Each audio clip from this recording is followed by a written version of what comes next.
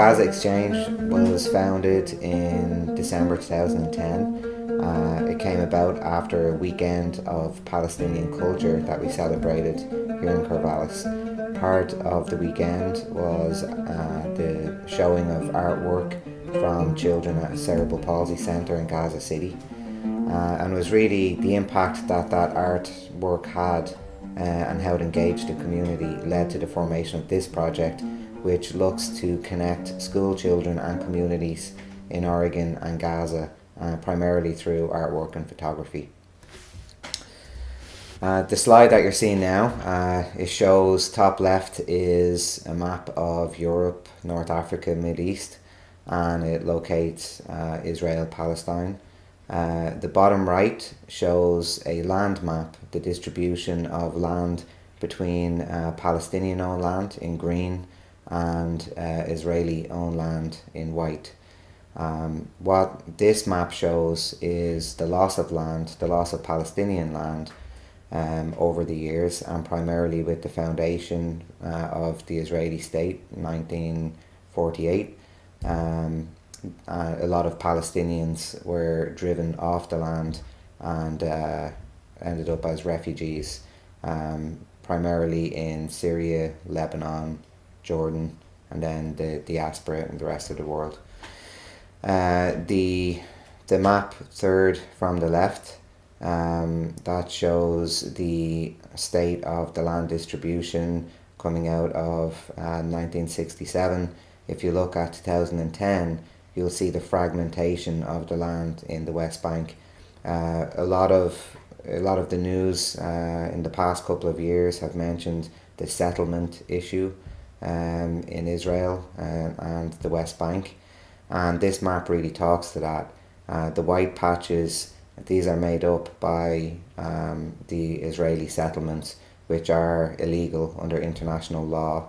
Occupying power is not allowed move its population into the occupied territory.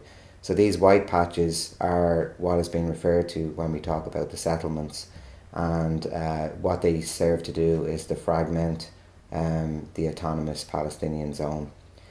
We also, with this project, visited the West Bank and saw this firsthand.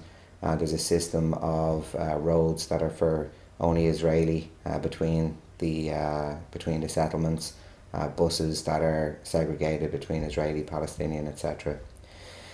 If we move away from the West Bank and then look at the other green patch, basically what by the coast that borders with Egypt and Israel, that's Gaza, and that is primarily where this project is focused on. Gaza is approximately 25 miles by 6 miles. It has a population of 1.7 million, and 1.1 million, or 65% of that population, are refugees. Most of these refugees would be from 1948 when they were driven off their land and ended up as refugees in Gaza.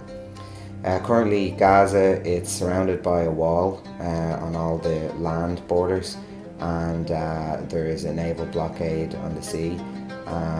Movement of people is highly restricted. The average Gazan can't really get in or out. Goods are highly restricted, and so life is quite tough there.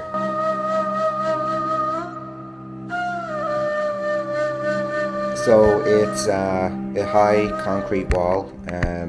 I've heard different quotes but it's larger or higher than the Berlin Wall was. There are large pieces of cement wall that are locked together, and this basically surrounds all of Gaza. You can see the wall. The only place you can really see the wall is Rafah when you're crossing from Egypt into Gaza. Then we weren't right up at the northern border into Israel, but I imagine it's similar. But along the length of Gaza, you can't actually see the wall. We did visit that region with some local Gazans who brought us into it's called the buffer zone region. You can't actually see the wall because if you get within about a kilometre and a half, it's highly likely that you could get shot. So we actually went as close as we could to the buffer region. It was the only area of Gaza where there's some agricultural areas. So there's some tomato plants and other agricultural produce in a very small area. And it was actually sad to see there was probably at least a kilometre that we could look out at that wasn't used, and that was simply because the locals couldn't step into that area, because if they were, they'd be shot at. While we were there, some locals came out and asked us to move back. They said not only for our safety that we'd get shot at, but also they would be shot at and their homes would be shot at. So in answer to the wall, you can't see it in some areas because you can't even get within a kilometre of it without risking your life. The areas where you can see it, like primarily where we saw it, at the Rafah crossing, it's a high concrete wall. It's similar to what's in the West Bank, which we saw, significantly higher than the Berlin Wall and longer, and pretty daunting and intimidating. There have been numerous attempts over the years by activists, peaceful activists, trying to break the naval blockade, and this has simply been aid ships, boats laden with aid. Most of these organisations have said they would allow free access to the ships for inspections before they leave, to make so that it can be validated there's nothing but aid on board. A number of these have tried to break the blockade. By breaking the blockade, it's sailed to Gaza and deliver the aid. So all of these have been stopped, and in one case there were a number of activists killed by Israeli commandos. This slide locates Gaza superimposed onto the map of Oregon, basically to give an idea of the size of Gaza. It's one of the most densely populated places in the world. So as you see, it's a small, if you superimpose it on Oregon, it would be a small sliver of land between Corvallis and Salem. And once again, 1.7 million people are located here. In the period January to June 2011, the program focused on outreach and education with children and in the community in Oregon. We worked with a number of school children, after schools program in Eugene, a workshop here in Corvallis. The children learned about the region. They learned about the culture, geography. An amazing Palestinian woman, Mary Trolin in Salem, who has a great collection of Palestinian clothes and embroidery. She came down, talked through the history of Palestinian embroidery, showed some examples of it. The children got to try on these clothes. The children learned to some basic write their name in Arabic, foods from the region. So some general education on the region and the customs and the dress, etc. One of the main focus areas of the project was around photography and artwork, and the theme was what I see from my window. And this was basically an opportunity for the kids to express themselves, show their community to the children in Gaza through the medium of photography and artwork. So this slide just is some images of the children at work, taking photography, sketching, and working on their collages. The collages, we had a number of retired and current teachers who helped with this program, both putting together the curriculum and delivering it, and we were very fortunate for that. The artwork focused on collage, watercolour, washes, sketchbooks, so the children would go on a sketch walk most days, and for their collage pull images from their sketchbook, and then also words. For the Oregon children, in the Corvallis workshop, it focused on a book called B is for Beaver, which is the alphabet with every letter something about Oregon. So it was a lot of fun. The kids did a great job, and each of them made a video presenting their collage, which we showed to the children in Gaza, and then the children in Gaza got to take those collages home and put them on their wall. So it was very fun, and a lot of great creativity from the children. To show some of the fun images that the children in Oregon took for their counterparts in Gaza. So the children in Gaza had so much fun just seeing what everyday life was through the eyes of the children here. During the January to June timeframe, we partnered with the UN, UNRWA, United Nations Relief Work Agency, and we explained the project to them. They liked the project, and they gave us a letter of invite to get us into Gaza. With the letter of invite, the support of our city council here, Congressman DeFazio, we worked with the Egyptian consulate in Los Angeles to get visa with security clearance through Sinai and into Gaza before we left. It's very difficult to get into Gaza, so we put a lot of effort in beforehand to get that cleared. So with that amazing support that we had, we managed to get into Gaza through the Rafah crossing in Egypt. This slide here shows the image of going over the Suez Canal, the Rafah crossing, and the 130 pounds of supplies that we had with us for the children in Gaza. Art sets, art pads, digital cameras, which we left in Gaza.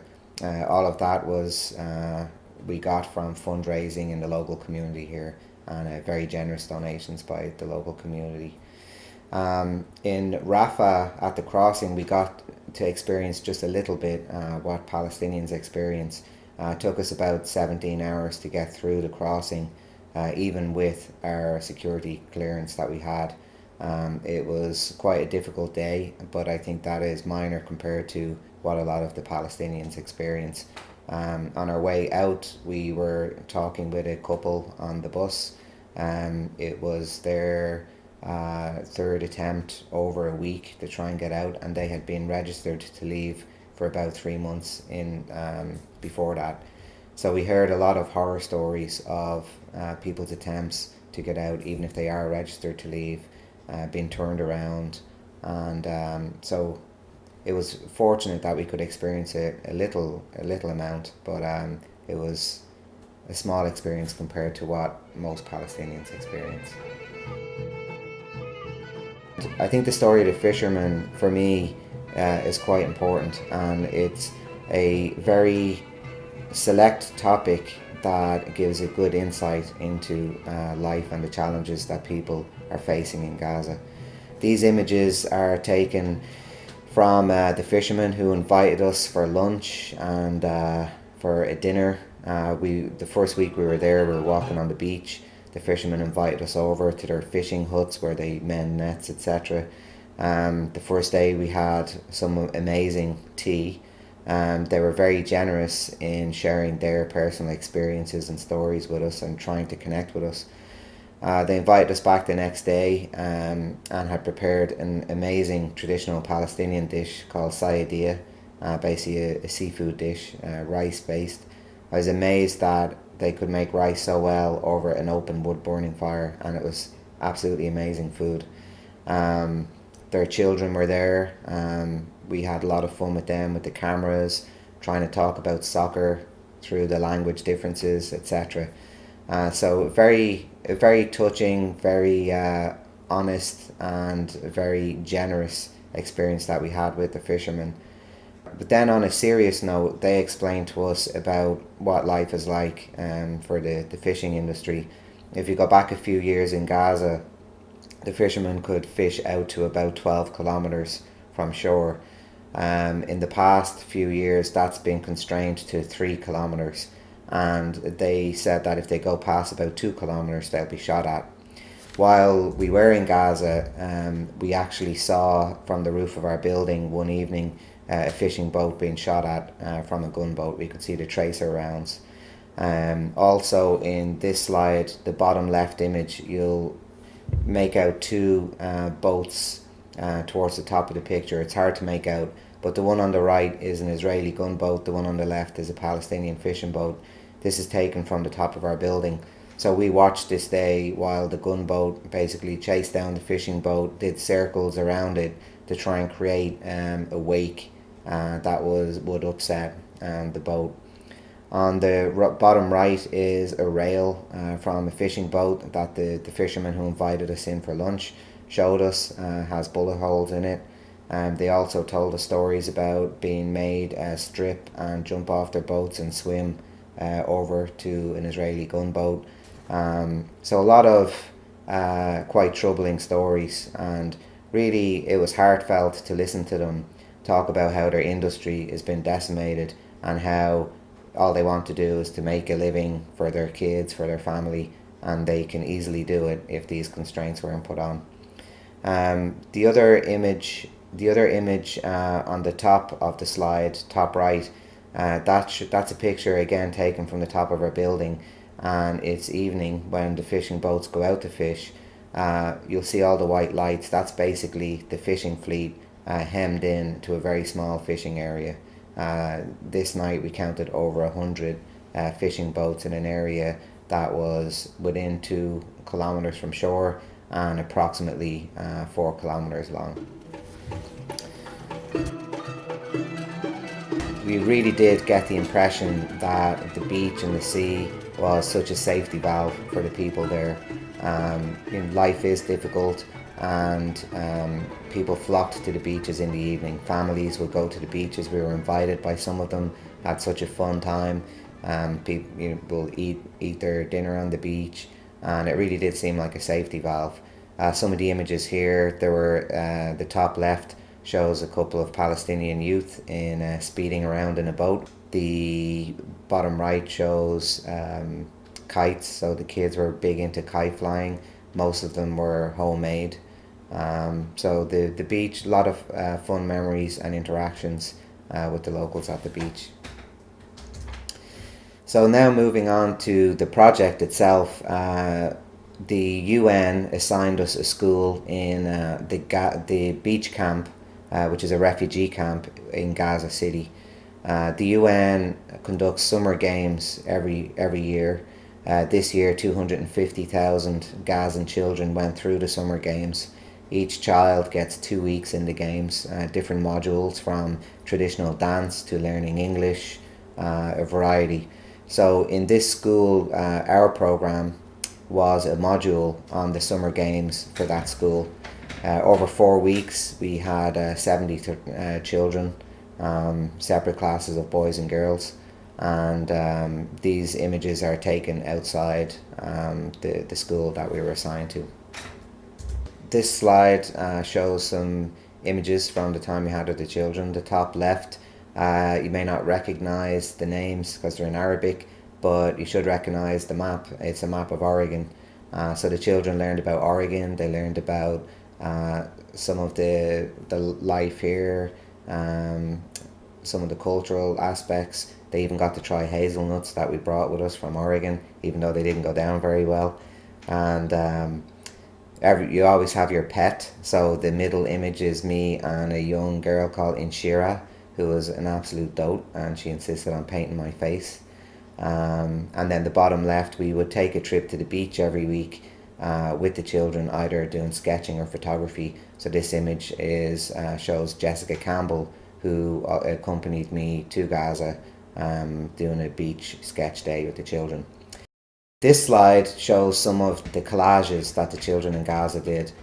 They had so much fun. Again, it was based on the curriculum that the teachers had helped us with here in Oregon.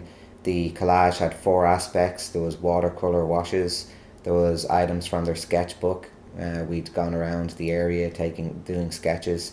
Words, so some English words that they learned, some Arabic, and also something from the area. So for example, seashells. Many children use seashells and put them in their collage. On the right hand image you'll see all the red flowers, and that's quite a funny story. There was one plant in the school, large plant. It was probably the most green and luscious thing that was in the area. It was covered in red flowers. So after we talked about what to put in your collage, over the space of 4 weeks, this plant was stripped bare. There was barely leaves left on it by the end. So made some very beautiful collages, and I just hope the school is okay with having a bare plant left there. We brought all of this artwork then.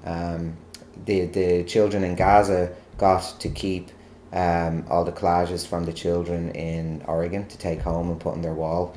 We brought these collages back for exhibit here, and also then to distribute to the children. We were very fortunate to be part of the world record events that the UN ran in Gaza this summer. Each summer they set up some Guinness Book of Record attempts. The children had so much fun along with us doing these, and it seemed to be a very positive thing for the children and building their self-esteem, being world record breakers. There were 4 different events this summer. The first one was the most children playing a game called Parachutes, which I had never heard of, but I know about it now. So this was filmed in a sports park in Rafah, which is in southern Gaza, basically on the border with Egypt. The next 2 events, one was the most children dribbling footballs at the same time, and there was also another event which was the largest handprint on canvas. This took up a full football stadium and was done by disabled children in Gaza. The final event was absolutely amazing. It was 15,000 children flying kites at the same time. Talking to one of the UN staff, they had hired every bus in Gaza and still needed 2 waves to bring the children to the location. So we were international witnesses for each of these events, and being there for the kite event was absolutely amazing. 15,000 children laughing, flying kites at the same time, and it was just an amazing experience. This image here is just a small snapshot, just one area of the beach. The smokestacks in the background is Ashkelon in Israel, so it's right by the border.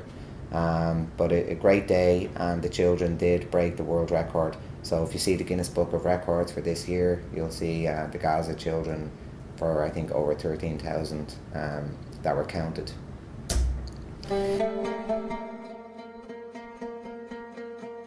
Looking at some other stories from Gaza, again some difficult stories, but stories that do need to be told. These images are taken in the Jabalia refugee camp north of Gaza City.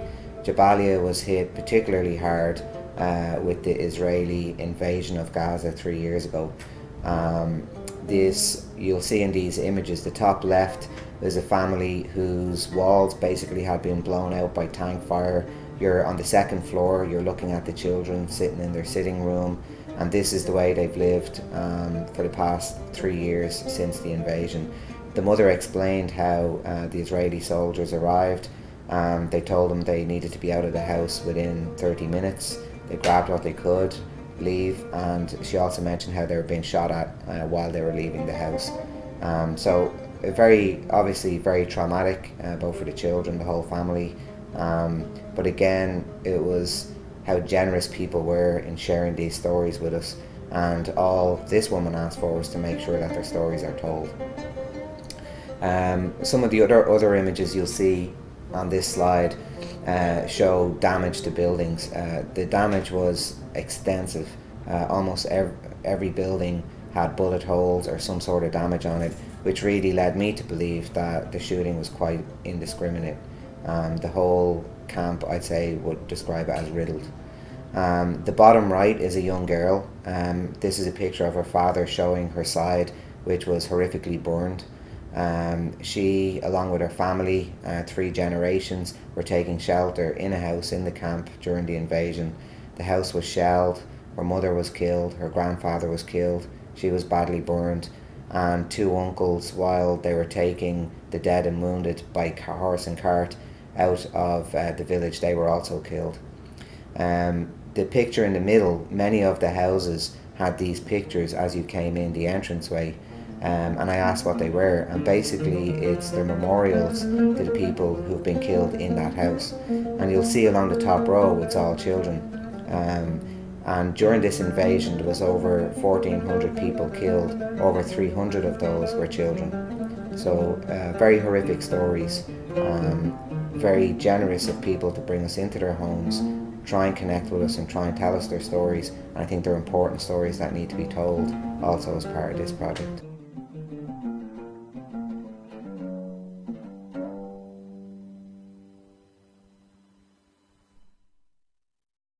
Now, some other stories in the camps, some positive and uplifting stories. These are some images of the images on the left were a group called Camp Breakers that we visited, and it's basically a breakdancing group in one of the camps.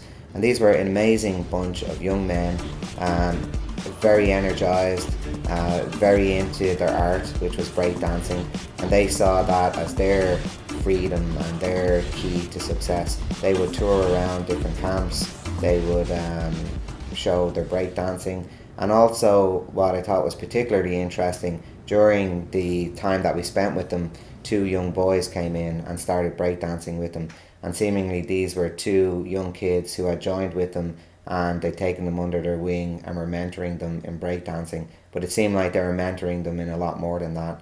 So it was just very impressive, a bunch of young men taking life under their own control and doing something really positive and creative for themselves and the rest of the youth. So very nice experience.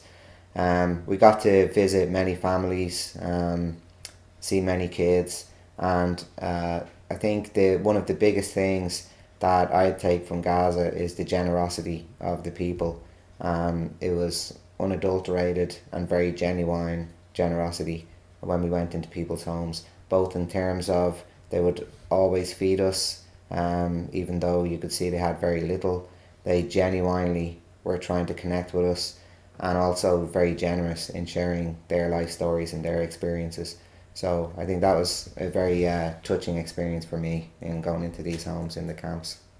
These images focus on the photography. So we brought a classroom set of cameras, 20 digital cameras that we got through our fundraising here. We would have photo walks. We would go out into the community with the children taking photographs, and the same idea as what we did here. The children had so much fun. The photography seemed to go down particularly well, and it was very interesting seeing kids who looked like they had, some kids who had the weight of the world on their shoulder light up behind the camera. I think the kids being creative and feeling safe with the camera, it was a really great medium, and the children thoroughly enjoyed it, as did we. So these are just some images of us and the children out around the beach camp, taking some photos for the children in Oregon. This is just a slide of a sample of some of the images. The one on the top left has a funny story to it. We would download the photos every night, pick a selection of photos to show the children, usually a couple of photos from each pairing of children, show something that's a really positive picture and maybe something they could learn from. One of the early days, we showed this image on the top left, which shows a man loading rubble onto the back of a horse and cart. So we explained how the framing of this was particularly good, how it shows something from their area. But whatever way the children took that, for days afterwards we got just an abundance of pictures of donkeys and horses, and so it was kind of fun. Some of these other images, we went to a pottery factory. The principal laid on a bus for us one day through the UN, and we got to go to the market in Gaza City, to a pottery factory. Everyone was very welcoming to the kids. These were a lot of workplaces, but they welcomed in the children, let them go around, take photographs, and typically we had a lot of fun. This slide here really talks about the closing of the project. On the top left, it shows we did a exhibition of the children's artwork and photography at the end for the parents to come in. And for me personally, I think I really appreciated the chance to do this. In our time in Gaza, we could see that children were central to people's lives. They were heavily invested in their children. They heavily cared for their children, and children were at the centre of everything in Gaza. So this was an opportunity for us to thank the parents for the honour of allowing us access to their children. So we actually got to talk with a lot of the parents. The children presented their work, and it was a really fun day. But again, a great opportunity for us to thank the parents for the honour that they gave us of allowing us access to their children. This slide is quite a fun one, personally and for Corvallis. Before this project, we had a weekend of Palestinian culture that we celebrated here in Corvallis. It was a number of people in Corvallis, some Palestinian families in the valley, a lot of people involved in it, and it was a very successful weekend, a lot of fun. But the fundraising for that weekend was to raise enough money to put a water filtration system in a kindergarten in Gaza City. The Middle East Children's Alliance, a fabulous organisation out of California, works with local people on the ground to put water systems in UN schools in Gaza. They had assigned us a school in the Al Zaytun neighbourhood in Gaza City, and over that weekend we raised enough money in the community here to put that water system in. So while we were in Gaza, we were invited to visit the school, and it was excellent. We got to visit the school, meet some of the staff there. They were in the process of installing the unit. They hadn't got it installed yet, but they did send on this picture in October then of last year when it was finished. Two very cute kids and the water system. And you may not be able to read it, but the notice says, "In solidarity from your many friends in Corvallis, Oregon, USA." So I think a very positive thing that the community did here, and it was so nice just to close the loop back with the school while we were there. Looking forward this year, another two projects that we're trying to do. One is pairing up classrooms in Oregon and Gaza online. So basically on the site, there'll be some prepared curriculum that the teachers involved in our program are working on. The children here will learn some about Gaza and vice versa, and the children will have an opportunity to load up messages and pictures. So we're still working on the web development of that, but we hope to launch a pilot in the April-May timeframe this year. The other project is we're hoping to bring a teacher from Gaza into our communities in the summertime. It would be such an honour to have someone from Gaza working with our children and in our communities. So our intent is to bring a teacher for 3 weeks, based in 3 communities here on the west coast. We have 2 assigned so far, one of them Corvallis. The teacher will do some daily workshops with children, and in the evening we will have some opportunities to connect with the broader community. But it would be such a great experience for us to have someone from Gaza working with us in our community.